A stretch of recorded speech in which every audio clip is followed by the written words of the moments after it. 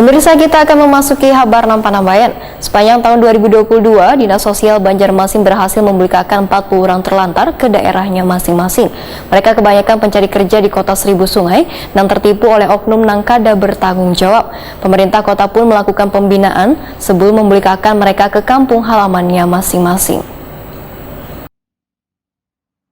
Sepanjang tahun 2022, Dinas Sosial Banjarmasin berhasil membukakan 40 orang terlantar ke daerahnya masing-masing. Mereka kebanyakan pencari kerja yang berniat ingin bekerja di Kota Seribu Sungai ini, namun tertipu oleh oknum yang kada bertanggung jawab dengan mengatasnamakan lowongan pekerjaan yang menjanjikan. Demikian dipedahkan Kepala Dinas Sosial Banjarmasin Doli Sahabana lawan Prima TV tengah hari Selasa 1 November 2022. Menurut Doli Sahabana, sebagian mereka ada yang hidup di jalanan, kemudian terjaring razia Satpol PP Banjarmasin, setelah itu ditampung di rumah singgah Jalan Tol Trisakti Banjarmasin Selatan. Pemerintah kota pun, ujar Doli Sahabana, melakukan pembinaan sebelum membukakan mereka ke kampung halamannya masing-masing.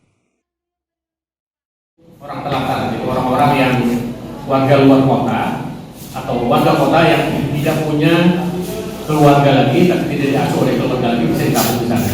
Cuma karena keterbatasan tempat kita, makanya mereka tidak bisa lama di tempat kita.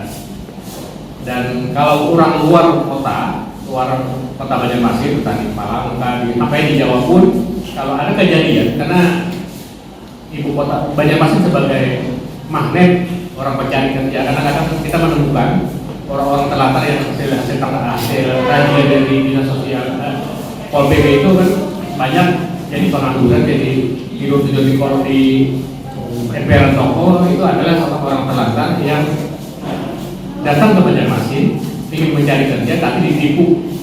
Banyak kejadian seperti itu, mereka terpaksa tiduran di emperan, tidak punya uang segala macam. Nah, itu kewajiban pemerintah daerah untuk mengembalikan yang bersangkutan. Itu ada program kita untuk pemulangan orang telantar. Sementara itu, Kabid Perlindungan Jaminan Sosial wan Penanganan Kemiskinan Dinas Sosial Banjarmasin Amrullah memedahkan warga luar daerah yang dibulikakan harus mengisi surat pernyataan terlebih dahulu serta memastikan identitas mereka dengan benar supaya mempermudah Dinas Sosial melakukan pendataan wan informasi ke masing-masing daerah tempat orang terlantar tersebut. Menurut Amrullah, Dinas Sosial Banjarmasin pun memberi duit saku sebesar Rp150.000. Di sini untuk pemulangan orang terlantar ada di bidang dulu. Sampai sekarang datanya kurang lebih hampir 12 orang. Dan biasanya kami kalau misalnya anggaran tidak tercover oleh Dinas Sosial, biasanya kami minta bantuan Dinas Provinsi untuk pemulangannya. Biasanya mereka mengisi surat pernyataan dan untuk pengantaran itu sampai dengan titik tujuan. Biasanya kalau misalnya beda pulau itu naik kapal Surabaya, dan biasanya kami kerjasama dengan Dinas Sosial yang di Surabaya untuk estafet untuk pengantaran selanjutnya.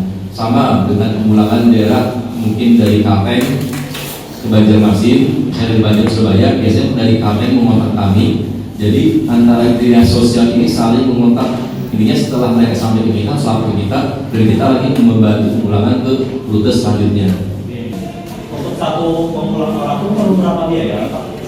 Tergantung dari tujuannya masing-masing. Yang paling besar, biasanya kalau tiket kapal dan diberi uang saku itu masal 150.000 biasanya. Amrullah menambahkan, untuk membantu memulihkan orang terlantar ini, dananya diajukan ke Dinas Sosial Kalimantan Selatan. Pengajuan ini pun mendapat respon yang baik hingga bisa memulihkan mereka ke tempat asalnya masing-masing.